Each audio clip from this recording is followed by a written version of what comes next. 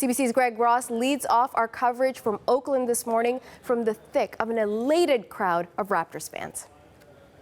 Just an incredible scene inside Oracle Arena. We're about 15 minutes after the final buzzer, and the fans from Canada refuse to leave. They've been chanting, they've been singing, "Oh Canada." How amazing is this moment for you right now? Honestly, as a lifelong fan, I've loved this team since I was 5 years old.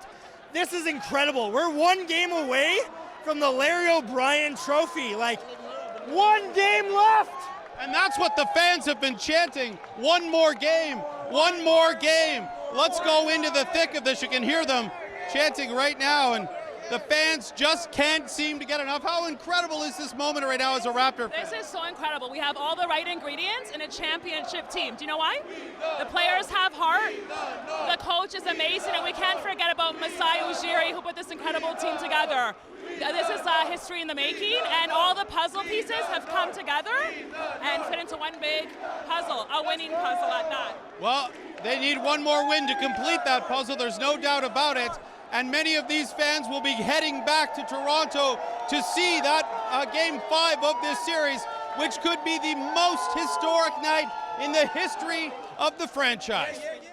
Definitely one of the most incredible things I have ever covered in my career. I mean, remember, we're in an opposing team's arena. We're on the road here, and the fans of the visiting team literally took over that arena. Now, they made their presence felt throughout the game. I mean, there were loud cheers, even though they were outnumbered by the Golden State Warriors fan. But after the game, when all the Warriors fans left, there were about 1,000 people left over, and they all appeared to be Canadians wearing Raptors jerseys, and they just would not leave the arena. And you saw them.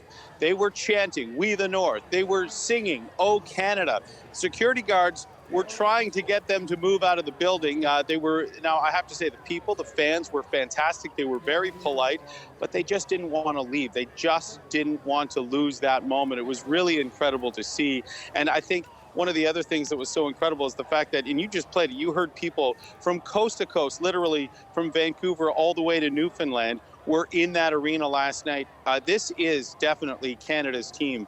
And it was amazing to see people arm in arm who had just met for the first time on this trip here to Oakland, and they were together like they were family. They entered the arena together. I mean, there was one man who started a WhatsApp chat group, and so many people joined in on that chat, and they organized to meet at the arena before the game and go in together, and there were hundreds of them.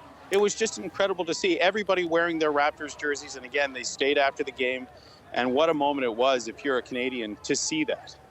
You know, Greg, as we're talking to you, we're showing pictures of the Canadian crowd in Oakland last night. And, you know, this issue comes up all the time, the diversity of Toronto, the diversity of Canada, the diversity at Jurassic Park in downtown Toronto. But we're seeing that reflected in Oakland as well. Talk to us about that.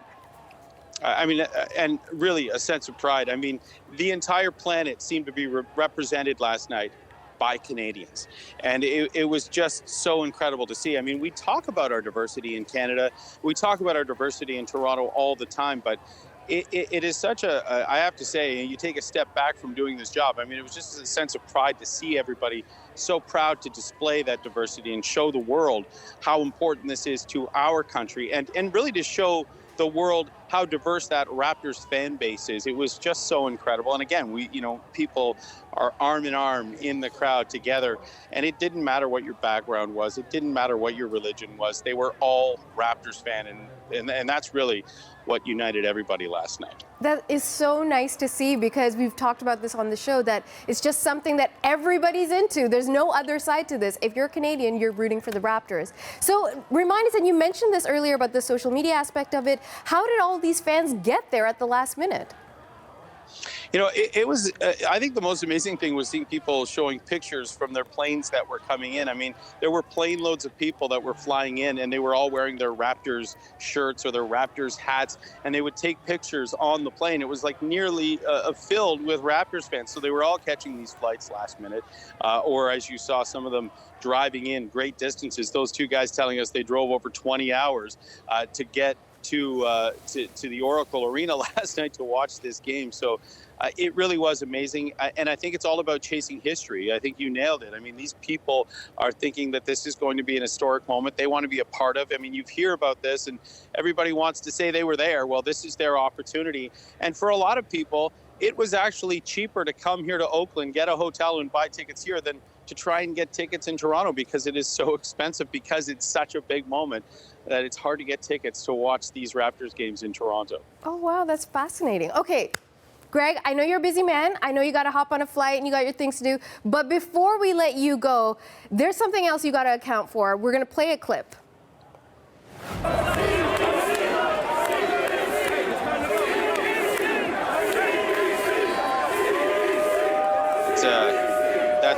Okay, Greg. Yeah, that's pretty incredible. The crowd in Oakland, California, am I wrong here? They're cheering CBC? What's going on? I was kind of trying to get through the crowd. We were trying to get down to the arena floor so we could get a better shot looking up at all the people. And I guess, you get to know these people. I mean, we're talking to them all week, and you develop relationships. And they saw us walking by, and they just started chanting CBC as I went by them. And so I thought, well, let's keep this going. So I started orchestrating this thing. I started saying, all right, let's hear it. And I got our camera to turn around and get a shot of it. And it was just such an interesting moment. And I think somebody put on Twitter last night, it was a Canadian heritage moment to see everybody chanting CBC. I thought it was such a neat moment. And I mean, all the power to us at CBC that those people were so happy to have us there.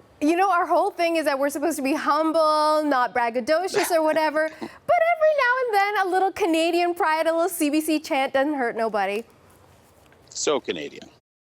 Okay, not everyone, not all of us could get to Oakland for last night's big game. Raptors fans also cheered on the team at viewing parties right across the country.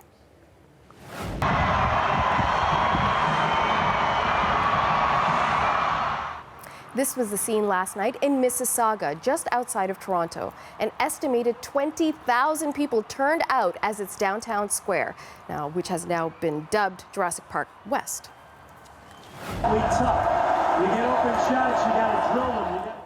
Not to be outdone, these are Raptors fans in Regina. The city announced a free viewing party yesterday afternoon. It did not take long for hundreds of fans to gather to see Toronto's victory.